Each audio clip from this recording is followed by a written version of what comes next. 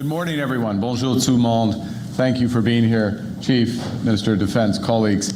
Janice, thank you for that introduction. Hopefully you got my version of it. We're able to read it out. It is a pleasure. There's no better place to have this announcement, this discussion, than the Monk School. It's an absolute pleasure to be here. This institution, over the course of the past two decades, faculty, students, graduates have helped shape Canada's domestic policies, our geopolitical strategies, and of course, beyond our shores as well. And we wanted to make this announcement here because your insights here at Monk have never been in more demand than at this hinge moment in our history. Threats from a more dangerous and divided world are unraveling the rules-based international order. An order that was fused by the settlements at the end of the Second World War and the end of the Cold War, an order on which Canada has relied for longer than many of our lifetimes. And while the consequences of these developments are profound, we have agency. We have agency in determining what comes next. Canada can work towards a new international set of partnerships that are more secure, prosperous, just, and free. We can pursue deeper alliances with stable democracies who share our interests, values, principles, and history. And we can help create a new era of integration between like-minded partners that maximizes mutual support over mutual dependency. A new system of cooperation that promotes greater resilience rather than merely a quest for greater efficiency. Now, we can aspire to such a world, but aspiration without effort is just empty rhetoric. If we want a better world, we will have to make difficult choices and work harder than we've had to in decades. Government must start by fulfilling its most fundamental role, which is to defend Canadians. And the primary focus of my remarks today will be the nature and scale of what that will require in this new age. But first, let me stress that there can be no true security without economic prosperity. And that's one of the many reasons why so much of the energies of Canada's new government is dedicated and will be dedicated to transforming our economy to become the strongest in the G7. Getting there will require doubling the rate of home building, creating one Canadian economy out of 13, realizing our full potential as an energy superpower, pursuing a host of other nation-building projects, and diversifying our international commercial relationships with reliable partners. None of these goals will come easily or quickly. All will require ambition, collaboration, and yes, on occasion, sacrifice. In a darker, more competitive world, Canadian leadership will be defined not just by the strength of our values, but also the value of our strength. A more confident, united Canada, a stronger Canada can help transform this age of disorder into an era of prosperity for all Canadians.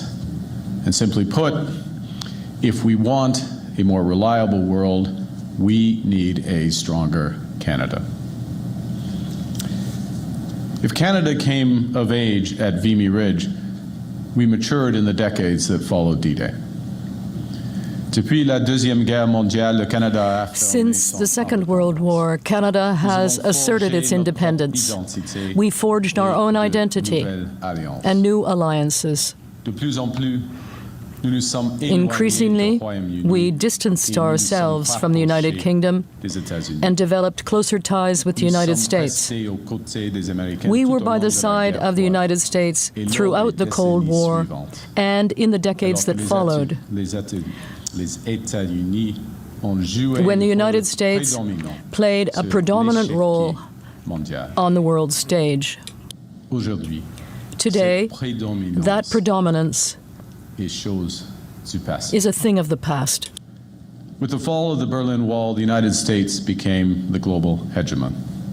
Its gravitational pull on Canada, always strong, became virtually irresistible and made the U.S. our closest ally and dominant trading partner. But now, the United States is beginning to monetize its hegemony, charging for access to its markets and reducing its relative contribution to our collective security.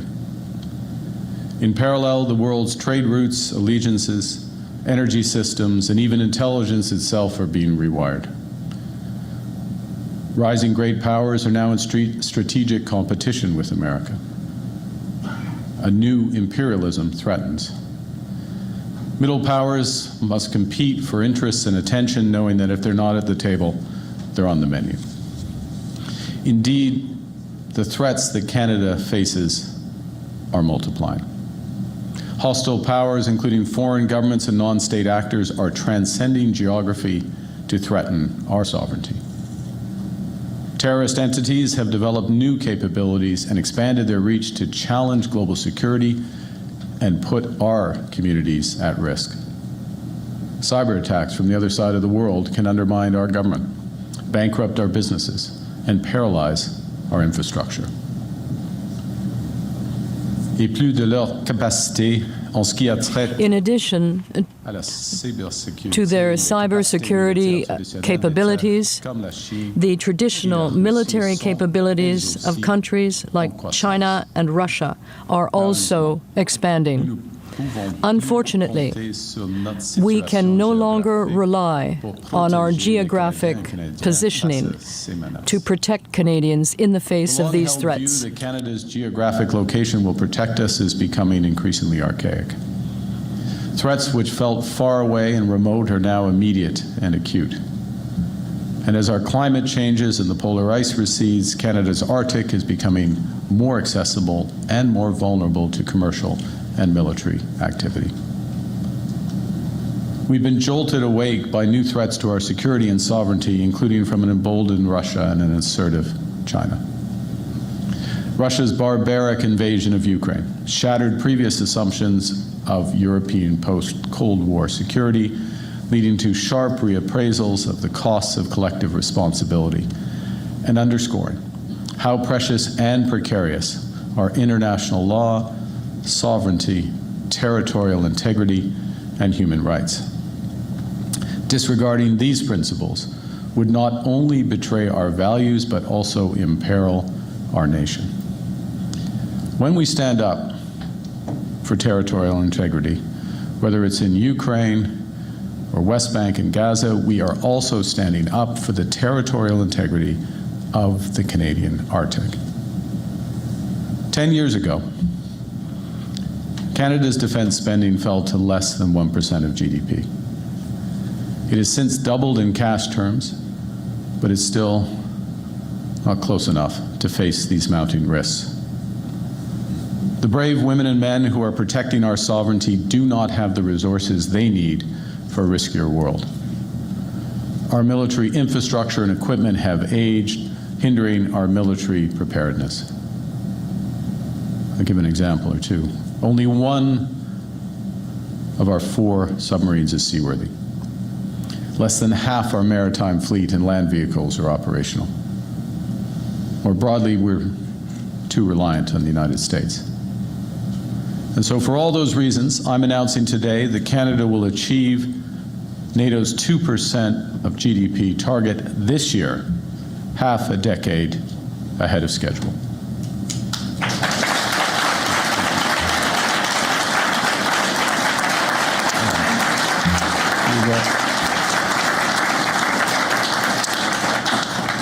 And we will further accelerate our investments in years to come, consistent with meeting these new security imperatives. We'll start by changing the way we support and invest in our armed forces. We will change the way we arm the men and women who serve, so we can fight on new battlegrounds in unfamiliar territory, so we can defend every inch of our sovereign territory, from seafloor to the Arctic to cyberspace, so we can protect Canadians, our interests, and our allies. Canada's new government will rebuild, reinvest, and rearm the Canadian Armed Forces with a strategy that rests on 4 pillars. Investing in the foundations of defense, the women and men who serve, and the equipment and infrastructure that they use. Second, we will enhance and expand our military capabilities. Third, we'll strengthen Canada's defense industry. And we will diversify Canada's defense partnerships. I call on all parties in Parliament to support these critical investments in our security and sovereignty. Our plan will help ensure that Canada is strong at home and reliable abroad.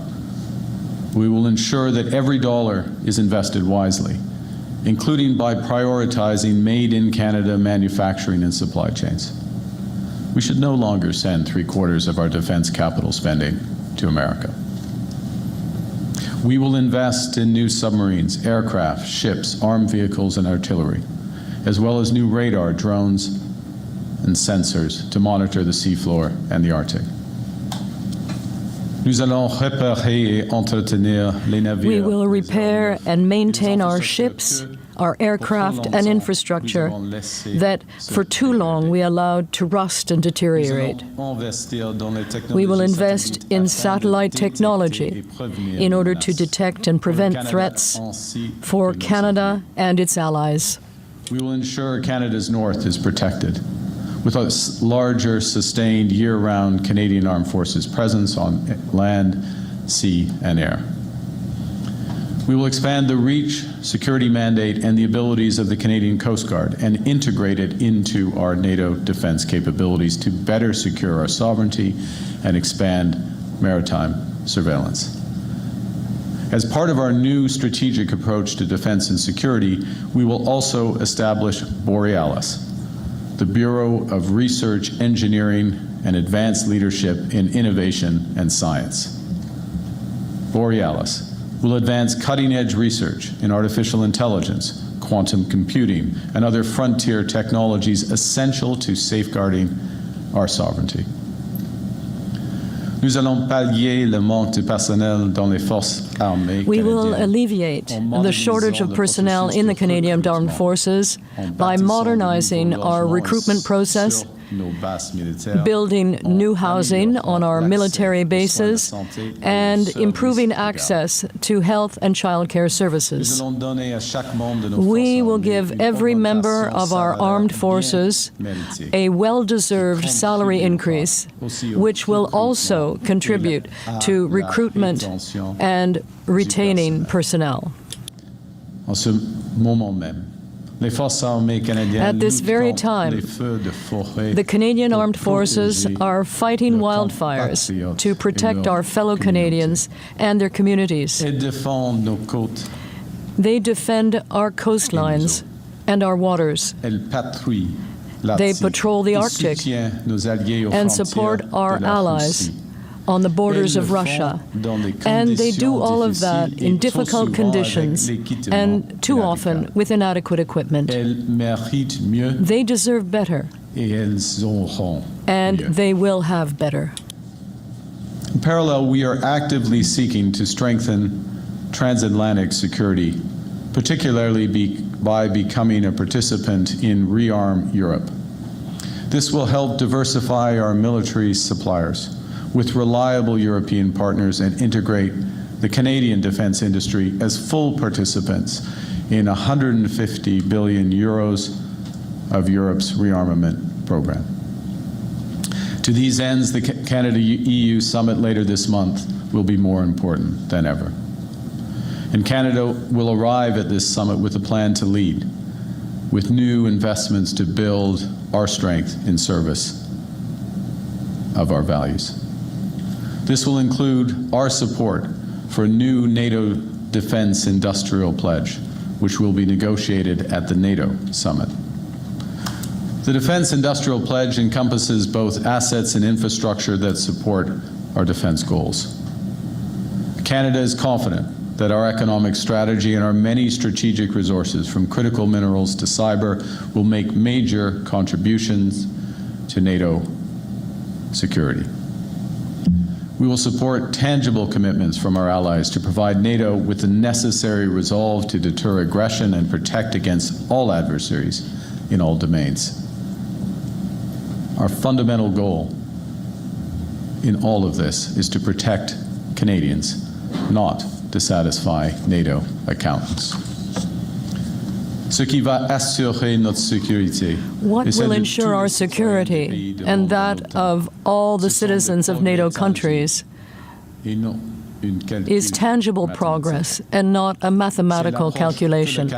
That is the approach that Canada will be advocating and the one we will present to our NATO allies later on this month.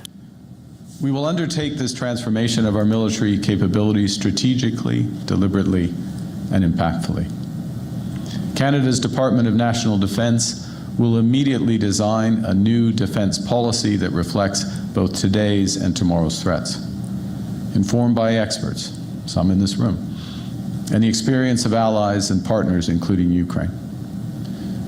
We are in the process of creating a new defence procurement agency that will be guided by that new defence industrial strategy and overseen by our newly appointed Secretary of State for Defence Procurement. The Defence Procurement Agency will centralize decision-making and move at pace to get our armed forces the equipment they need when they need it. We will ensure that Canadian workers and businesses benefit from the huge increase in defence procurement that will be required, using Canadian steel, Canadian aluminum, Canadian critical minerals, Canadian cyber. Nous allons renforcer nos capacités industrielles. We will increase our industrial capabilities and give ourselves all the necessary tools to respond to our own defense needs and seize the associated opportunities. We will invest more in munitions, including those produced by a whole range of allies. It will be challenging to protect Canada and Canadians against growing and changing threats, all while building a stronger Canadian economy. But these are the imperatives of a more dangerous world. And as His Majesty the King reminded us just 2 weeks ago, our greatest challenges present immense opportunities. To build the military we need, we can deploy and develop Canadian innovation, Canadian ingenuity, Canadian industry.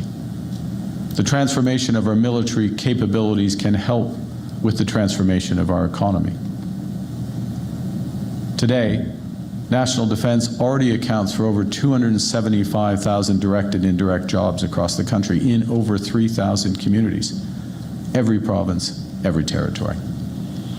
Our renewed commitment to defense will create tens of thousands of more fulfilling, high-paying careers for Canadian workers. It will create enormous opportunities for Canadian businesses, yes, in the defense sector, but across a link of supply chains, from the production of the raw materials, steel and aluminum, to the truckers and rail workers who ensure their transit, to those who transform those materials into equipment, weapons, ammunition, vehicles. It will help drive innovation in sectors including AI, quantum, and cyber. It will safeguard Canada, as well as our interests and allies abroad. It will build Canada strong. Nous allons assurer notre sécurité dans un monde qui a été We will ensure our security in a world that has been deeply transformed. We will create good careers and prosperity across Canada. And in so doing, we will also protect that prosperity, protect our quality of life, and protect our way of living. Throughout Canada's history, there have been turning points where the world's fortunes were in the balance. That was the case at the start of the Second World War, just as it was at the end of the Cold War. And each time, Canada chose to step up, to assert ourselves as a free, sovereign, and ambitious nation, to lead on the path of democracy and freedom. And we are once again at such a hinge moment. Il est temps pour le Canada de tracer sa It is time for propre voie. Canada to chart its own path and to assert itself on the international stage. It is time to defend our values with those who share them. It is time to share with the world a distinctive approach and vision. To act with urgency, with force, with determination. As the world grows more dangerous, Canada will ensure our country is protected from coast to coast to coast, while creating higher paying jobs across the land. Canada will lead with the values the world respects, the resources the world wants, an economy that leads the G7. We will build a strong, secure, and sovereign future for all Canadians and for all time. Thank you very much. Merci beaucoup.